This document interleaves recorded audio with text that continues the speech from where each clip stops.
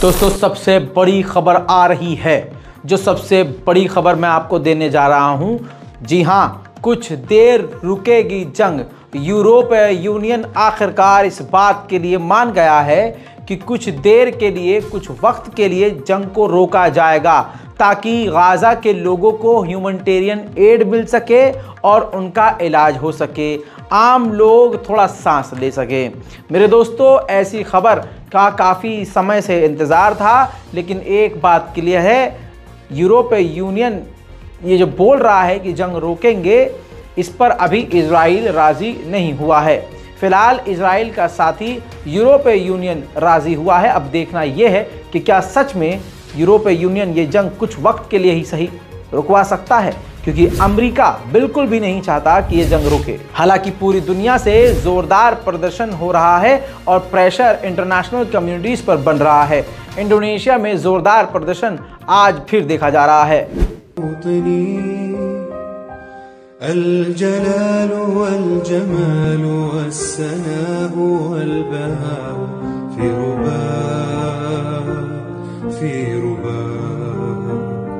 والحياة والنجاة والهناء والرجاء في هواك في هواك هل أراك दोस्तों आगे बढ़ेंगे ट्यूनीशिया की तरफ। तो ट्यूनीशिया में भी जबरदस्त प्रदर्शन है। पूरी दुनिया में इसी तरह से प्रदर्शन नजर आ रहे हैं।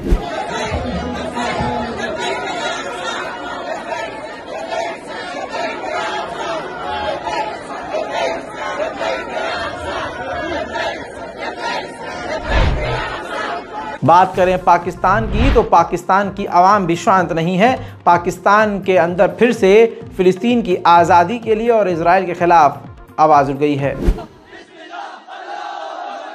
Hundreds of students hailing from various educational institutions in Islamabad gathered at the city center on Wednesday, protesting against the United States and its Western allies for their support of Israel amid the ongoing atrocities perpetrated by Israeli regime in Gaza.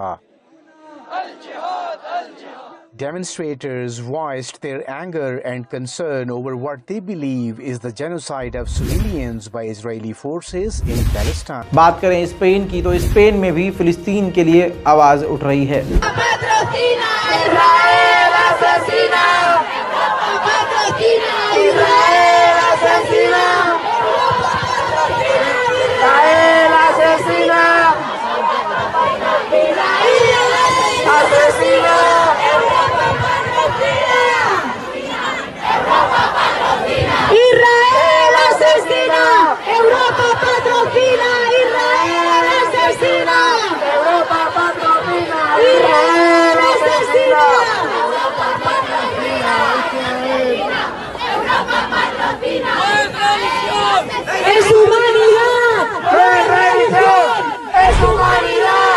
दोस्तों आप समझ लीजिए, ये तस्वीर देखिए, America के ये Jewish लोग हैं, यहूदी लोग हैं, जो सीज फायर के लिए प्रदर्शन कर रहे हैं। उनकी खुद की मांग है कि खुद यहूदी कह रहे हैं कि ये हमारा देश हमारे नाम पर जो कत्लेआम कर रहा है तुरंत सीज फायर करे।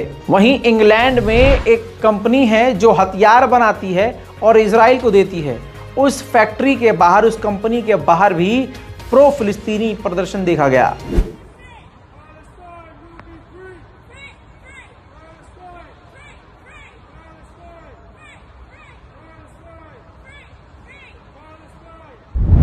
बात करें तुर्की, तो तुर्की प्रदर्शन में इस वक्त सबसे आगे है। तुर्की में जोरदार प्रदर्शन।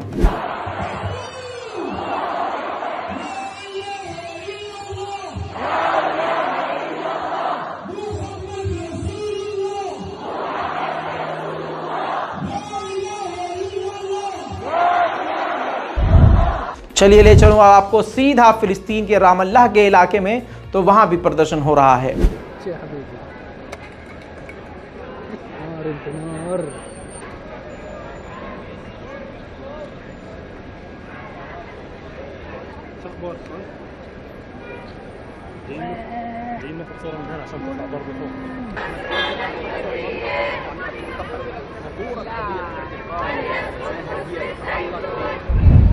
वहीं यूरोपीय यूनियन के पार्लियामेंट के बाहर ब्रसल्स में जोरदार प्रदर्शन।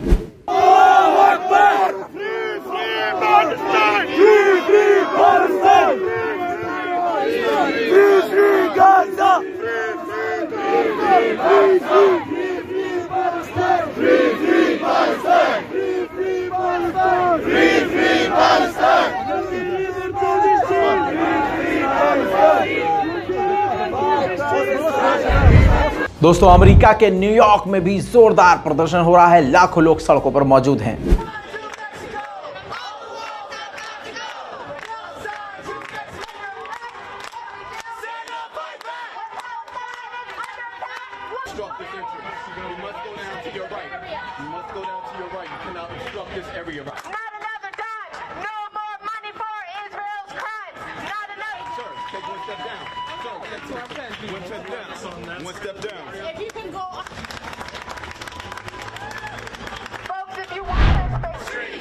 बात करें बिल्कुल गजा के करीबी मुल्क लेबनान की, तो लेबनान में भी हिंसक प्रदर्शन हो रहे हैं।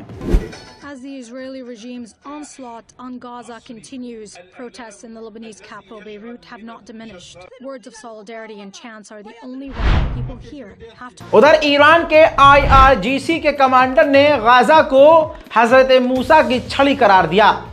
कहा अगर ये इजराइल गजा के अंदर घुसता है तो छड़ी सांप बनकर एक तरह से यहूदियों को निगल जाएगी। साथ पे इजराइल की मौत डिले इसलिए हुई क्योंकि अभी पूरा अमेरिका और बड़े बड़े अधिकारी इजराइल पहुंचे हैं, इस वजह से इजराइल की मौत डिले हो गई है। फिलहाल तो आप खुद ही बयान सुन लीजिए। آنچه اتفاق میافتد این است سالهای سال این آمریکایی ها تلاش کردند نشان دهند که اینها فرشتگان آزادی و دموکراسی برای مسلمانانند. هزینه کردند هزاران میلیارد دلار، لشکرکشی کردند، کشته ها دادند، آمریکا را به زوال کشاند. वहीं दोस्तों, पेंटागन ने कंफर्म कर दिया है, अमेरिकी रिपोर्ट पे कंफर्म है कि अमेरिका के बेसिस पर सीरिया और इराक में जो हमले हुए हैं वो इतने खतरनाक हुए हैं कि 20 ऑफिशियल सैनिक कमांडर हाई लेवल के उनके दिमाग में, ब्रेन में इंजरी हुई है। जिंदगी और मौत की जंग लड़ रहे हैं और अपाहिज होकर अस्पताल में पड़े हुए हैं। दोस्तों, इजराइल के ऐसे ऐसे चेहरे सामने आ रहे हैं जैसे ये इजराइल का एक नेता सामने आया है। इसने बयान दिया है टीवी चैनल पर और कहा है कि हम इजराइल वाले गजा में बिल्कुल तबाही मचा देंगे, हम आराम आराम से उनको मिटाएंगे और जलाकर सब कुछ राख कर देंगे, गजा में हम एक पत्थर भी नहीं छोड़ेंगे, हालात बुरे कर दे। दोस्तों, इसके एग्रेशन से आपको समझ में आ रहा होगा कि कितनी बौखलाहट यहूदियों के अंदर बसी हुई है, ये कितने भरे पड़े हुए हैं और इनके इस मौके की तलाश थी। सही कहा है, ये नकबा 2 है, यानी जेनोसाइड 2 है। अब आप समझ लीजिए, ये डेटा आपके सामने रख रहा हूं।